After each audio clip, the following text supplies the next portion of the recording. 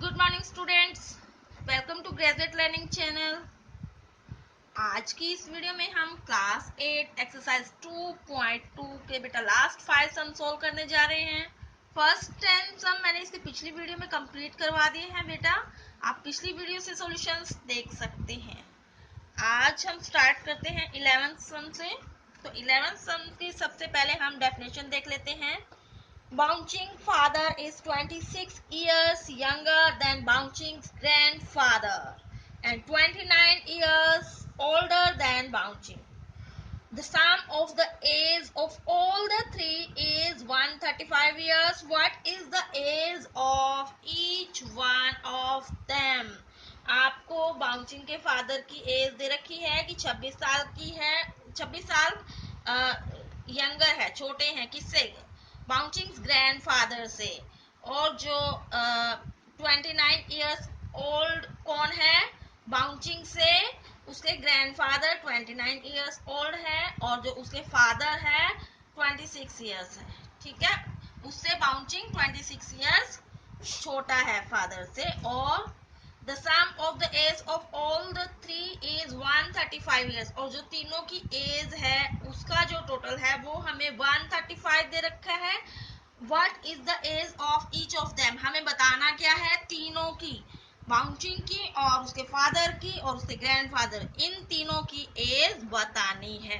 तो ये बात तो आपको क्लियर हो गई होगी कि हमें बाउंसिंग के फादर की एज दे रखी है किससे? बाउंसिंग से 26 इयर्स यंगर है, और जो बाउंसिंग के ग्रैंडफादर हैं वो उससे कितने ओल्डर हैं?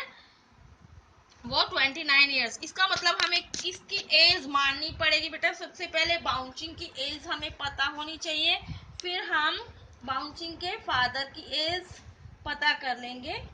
ठीक है, उसके बाद ग्रैंडफादर की। तो हमने सबसे पहले क्या मानना है इसमें? बाउंसिंग की एज x मान लेनी है। Let be the bouncing, spelling आप बुक में से, बाउंसिंग्स एज बी कितना मानना है? x मानना है। ठीक है, और बाउंसिंग्स फादर एज कितनी मानेंगे बेटा? बाउंसिंग्स फादर एज, देखो बेटा इसका जवाब आपको क्वेश्चन की स्टेटमेंट में से ही मिल रहा है। बाउंसिंग के जो फादर है वो बाउंसिंग के ग्रैंडफादर से 26 साल छोटे हैं और बाउंसिंग से 29 साल बड़े हैं। तो इसका मतलब अगर बाउंसिंग की एज x है तो उसके फादर की एज कितनी होगी? x प्लस 29, क्योंकि 29 इयर्स बड़े हैं ना वो, तो वो इसमें आप प्लस कर दोगे। अब बाउंसिंग के ग्रैंडफादर की एज देखिए कितनी बनेगी इसके हिसाब से। बाउंसिंग्स ग्रैंड फादर एज, तो देखो बेटा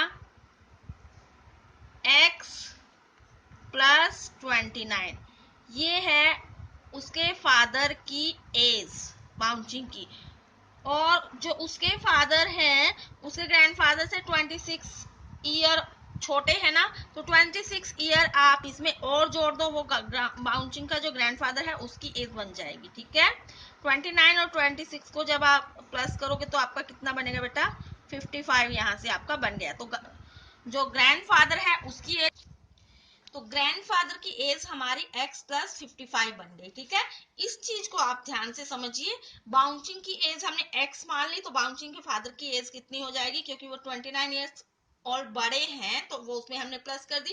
ग्रैंडफादर की एज, उसके फादर में हमने 26 ईयर और जोड़ दी तो वो उसके ग्रैंडफादर की एज बन गई। अब देखते हैं क्वेश्चन में हमसे और क्या पूछा गया है। The sum of the ages of all the three, ये जो तीनों हमें एज दी गई है इनका जो सम है, अब इसको हम क्या लिखेंगे? अकॉर्डिंग टू द क्वेश्चन, क्योंकि ये तो हमें क्वेश्चन के अकॉर्डिंग फॉलो करना है ना रूल। तो ये इन तीनों का जो टोटल है, x बाउंसिंग की एज है, x प्लस 29 उसके फादर की एज, और प्लस में जो उसका ग्रैंडफादर की एज है ये x प्लस 55, इन तीनों का जो सम है यानी कि टोटल है वो कितना दे रखा है बेटा 135। ये मैंने इसमें कुछ नहीं किया, ये आपको बुक में दे रखा है 135, ठीक है। तो इन तीनों को टोटल में डालकर इक्वल टू में हमने 135 पुट कर दिया। अब हम देख लेते हैं एक्स एक्स वाले एक साइड में कर लेते हैं और अकेले डिजिट एक साइड में कर लेते हैं बेटा। 1 1 1, ये आपका 3x बन गए, 1 2 3 3x प्लस में आपका 29 एंड 55 84 हो गया इक्वल टू 135।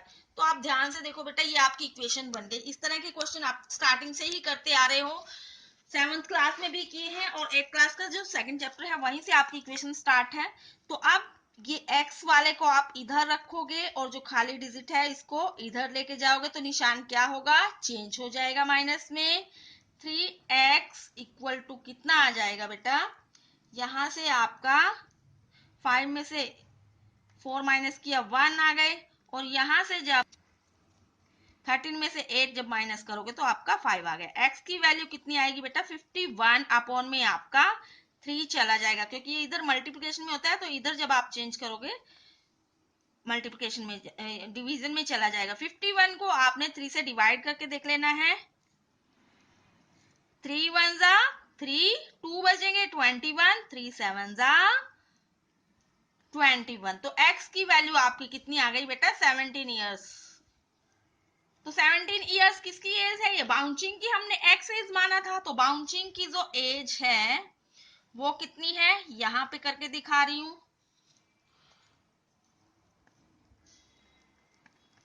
बाउंचिंग, ये चाइनीज नाम है इसलिए इस तरीके का नाम है बेटा। एक्स थी तो 17 ईयर्स हो गई, ठीक है। अब बाउंचिंग फादर एज, फादर एज कितनी हो जाएगी बेटा, x प्लस 29 थी तो x कितनी है 17 प्लस में 29 कितनी हो गई, यहां से जब आप टोटल करोगे 46 ईयर्स। इसी तरह से बाउंचिंग के ग्रैंडफादर की एज, ग्रैंडफादर की एज कैसे निकलेगी बेटा, x प्लस 55 था तो आपको क्या करना है, x हमारा 17 है प्लस में आपका 55 है, तो जो उसके फादर की एज हमारी कितनी आ गई बेटा, 7 5 12 हो जाएंगे, 5 6 7 हो गया, यहाँ से 72 ईयर्स ओल्ड। ओके, एक बार फिर से इस क्वेश्चन को ध्यान से देखो बेटा। अगर आपने ये यहाँ आपका कंफ्यूजन नहीं है, डाउट नहीं है कुछ भी, तो आप इक्वेशंस इजी से बना लोगे और आपका क्वेश्चन भी बेटा रॉन्ग नहीं जाएगा। तो ये चीज आपको ध्यान रखनी है कि हमने बाउंचिंग की एज को x मान लिया, फादर्स एज क्योंकि उससे 29 ईयर्स बड़े थे तो x प्लस आपने 29 कर दिया, ग्रैंडफादर की एज में हमने 26 और जोड़ दिया क्योंकि उसके फादर उससे 26 ईयर छोटे थे, ठीक है। तो उसका टोटल हमारा ग्रैंडफादर की एज का x प्लस 55 बना। अब क्योंकि क्वेश्चन में हमें कहा गया था कि जो ये तीनों हमारे पास एजेस हैं उनका टोटल 135 है, तो इक्वेशंस बनाने के लिए हमने इक्वल टू के इधर 135 को डाल दिया। अल्फाबेटिकली जो हमें डिजिट है अल्फाबेटिकल के साथ वो अलग रख लिए और खाली हमारे जो डिजिट है वो इक्वल टू के इधर जाएंगे, तो x की वैल्यू हमारे कितनी आ गई, यहाँ से 17 आ गई, ठीक है। x का टोटल हमारा 3x आ गया, 29 और 55 84 हो गए, ये इक्वल टू हमारा 135 था ही। तो 3x इक्वल टू 135 में से जब आप 84 माइनस करोगे, अब आप पूछोगे माइनस क्यों आया, ये इधर प्लस का था, क्योंकि बेटा जब भी इक्वल टू के इधर आपका कोई डिजिट जाएगा तो उसका निशान हमेशा ही चेंज होगा, अगर वो प्लस का है तो माइनस में जाएगा, माइनस का है तो प्लस में जाएगा। तो x की वैल्यू आपने यहाँ से डिवाइड करके बेटा 3 से 17 ईयर्स निकल आई। तो बाउंचिंग एज हमारे पास x थी तो वो 17 ईयर्स हो गई, बाउंचिंग के जो फादर की एज थी x प्लस 29 थी तो 17 प्लस हमने 29 कर दिया, 46 ईयर्स आ गई। इसके बाद ग्रैंडफादर की एज क्या थी, 1 x प्लस 55 थी तो 17 प्लस 55 हमने कर दिया, तो बाउंचिंग के ग्रैंडफादर की एज हमारी कितनी आई, 72 ईयर्स। ये बेटा आपका 11th क्वेश्चन सॉल्व हो गया। अब इसके बाद 12 क्वेश्चन की एक बार स्टेटमेंट देख लीजिए। 15 years from now Ravi's age will be 4 times his present age। 15 years बाद की एज दे रखी है बेटा, 4 टाइम्स हो जाएगी प्रेजेंट एज के मुताबिक। तो व्हाट इज रवि's प्रेजेंट एज, हमें निकालना क्या है, रवि की प्रेजेंट एज ही निकालनी है। तो निकालने के लिए हमें सबसे पहले क्या करना पड़ेगा बेटा, रवि की एज माननी पड़ेगी। लेट रवि इज, कितना मानोगे बेटा, एक्स। एक्स मान लो, कुछ और अल्फाबेट आपको मानना है वो भी मान सकते हो। तो हमें एक्स मान ली रवि की एज। इसके बाद उसने 15 ईयर्स के बाद की बात की है, तो after from now Ravi is 4 times in his present age. तो 15 ईयर्स बाद रवि की एज देख लेते हैं पहले, तो कितनी बनेगी, 15 years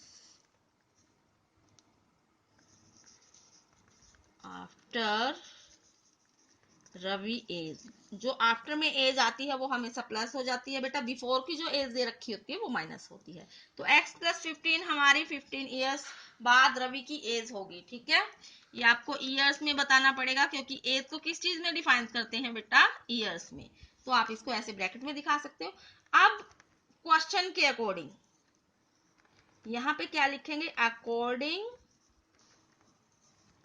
to the question, question के अनुसार, क्वेश्चन के अनुसार मुताबिक हमने जो भी स्टेटमेंट में पढ़ा है उसके अकॉर्डिंग हम ये स्टेटमेंट बना रहे हैं। तो अब देखो, Ravi's age will be 4 times his present age. तो 15 ईयर्स आफ्टर रवि एज कितनी थी बेटा, x प्लस 15 थी। तो वो कितनी हो जाती है, 4 गुना हो जाती है। ठीक है, 4x हो जाती है ना। तो अब ये 4x और कुछ हमें इस क्वेश्चन में नहीं दे रखा, तो हमें इन चीजों में से ही मिलाकर अपनी स्टेटमेंट तैयार करनी पड़ेगी ताकि हम आंसर तक पहुंच सके। तो देखो बेटा, 4 गुना हो जाती है, हमारे पास एक ये है और एक हमें ये भी पता है कि उसकी एज x प्लस 15 हो जाएगी। इसका मतलब क्या है कि ये और ये दोनों आपकी कितनी बनेगी बेटा, 4x हमारी 15 सालों बाद होगी। तो x प्लस 15 और ये दोनों इक्वल हुए, तो यहाँ से हम x को इधर ले आएंगे, 4x माइनस एक्स, यहाँ पे आपका 15 एज इट इज बटेगा और यहाँ से हमारी 3x इक्वल टू 15 ये वाली इक्वेशन तैयार हो जाएगी। x की वैल्यू कितनी आएगी बेटा, 15 के डिवीजन में 3 चला जाएगा, क्यों, क्योंकि इधर आइए मल्टीप्लाई में है तो यहाँ डिवाइड करेगा। x की वैल्यू आपकी कितनी आई, 5 ईयर। ठीक है, तो रवि की एज हमारी कितनी निकल के आई बेटा, 5 साल निकल के आई है। अगर उसने 15 साल बाद के रवि की एज पूछा होता तो हम इन 5 में ये 15 प्लस कर देते, तो 20 ईयर्स हमारी 15 साल बाद रवि की एज निकल के आ जाती है। ठीक है, तो जितना हमें क्वेश्चन में पूछा था उतना हमने आंसर दे दिया। तो Ravi's present age is 5 years old, ये आपका आंसर आ गया। ठीक है, क्योंकि प्रेजेंट एज ही पूछा था तो हमने सिर्फ प्रेजेंट एज के बारे में ही बात की है। तो ये बेटा आपका 12 क्वेश्चन सॉर्ट आउट हुआ। इसमें आपको कुछ ज्यादा नहीं डिफिकल्ट था ये। आपने रवि की एज x मान ली 15 सालों बाद, क्योंकि रवि की एज x प्लस 15 हो जाती है और क्वेश्चन के मुताबिक हमें क्या कहा गया है कि 15 साल बाद रवि की एज 4 गुना हो जाती है प्रेजेंट एज के मुताबिक। तो प्रेजेंट में x थी तो 15 साल बाद फिर 4x हो गई, वो 4x और x प्लस 15 दोनों इक्वल थे, वहां से इक्वेशन तैयार करके हमारा 5 ईयर्स आंसर आ गया। आई होप आपको अंडरस्टैंड हो गया होगा। Question number 13. A rational number is such that when you multiply it by 5 upon 2 and add 2 upon 3 to the product, you get minus 7 upon 12. What is the number? इसमें भी आपको सिर्फ rational number पूछ रखा है। आपको कुछ स्टेटमेंट क्वेश्चन में दी गई है, उसी को फॉलो करके इक्वेशन तैयार करनी है, फिर रैशनल नंबर निकालना है। तो सबसे पहले हमें इसमें क्या करना पड़ेगा, रैशनल नंबर मानना पड़ेगा। लेट रैशनल नंबर बी, मान लो रैशनल नंबर हमारा कितना है, x है। अब हम क्वेश्चन के मुताबिक चलेंगे, तो according to the question, question के अनुसार ये बात आपको कहाँ लिखनी है, जब आप क्वेश्चन में दिए गए रूल को फॉलो कर रहे हो। ठीक है, जब भी आप स्टेटमेंट के अकॉर्डिंग क्वेश्चन बना रहे हो वहां पे आपको अकॉर्डिंग टू द क्वेश्चन या हिंदी में क्वेश्चन के अनुसार लिखना पड़ता है। तो देखो बेटा क्या कहा गया है, when you multiply it by 5 6 तो 5 2 को जब आप x से मल्टीप्लाई करोगे तो x उसके साथ हो जाएगा और उसमें ऐड कितना करोगे बेटा 2/3, तो वो कितना हो जाएगा, यू गेट -7/12। तो देखो बेटा यहाँ से आप आराम से इक्वेशंस तैयार कर लोगे और x की वैल्यू फाइंड आउट कर लोगे। तो चलिए इसको शॉर्ट आउट करते हैं। अब ये आपकी इक्वेशन हो गई। x वाली जो हमारे पास फ्रैक्शन है उसको अलग करो और जो विदाउट अल्फाबेट वाली फ्रैक्शन है उसको इधर लेके जाओ, -7/12। अब क्योंकि ये यहाँ पर प्लस की है तो इसका भी निशान माइनस में आ जाएगा क्योंकि निशान पलटेंगे। मैं इसको यहीं पे शॉर्ट आउट कर देती हूँ क्योंकि फिर स्पेस कम रह जाता है, बोर्ड छोटा है मेरा।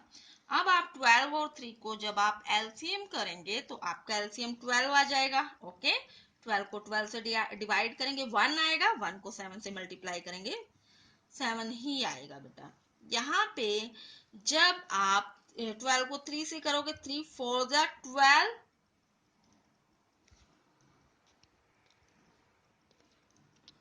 उसके बाद 4 को जब आप 2 से बेटा मल्टीप्लाई करोगे 4 2 8 यहाँ पे आ जाएगा।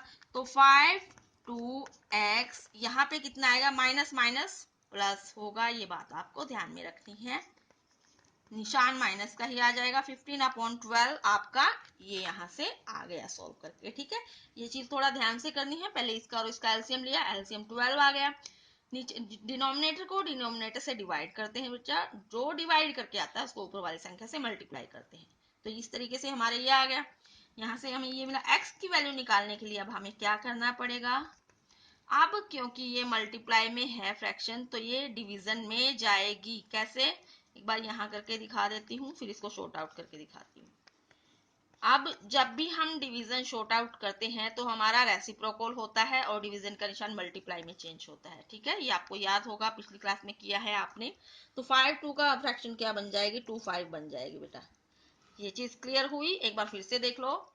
क्योंकि ये फ्रैक्शन यहाँ पे मल्टीप्लाई में थी, ठीक है, इधर आएगी तो डिवीजन में चली जाएगी। ये हमारा डिवीजन का निशान मैंने दोनों के उसमें डाल दिया।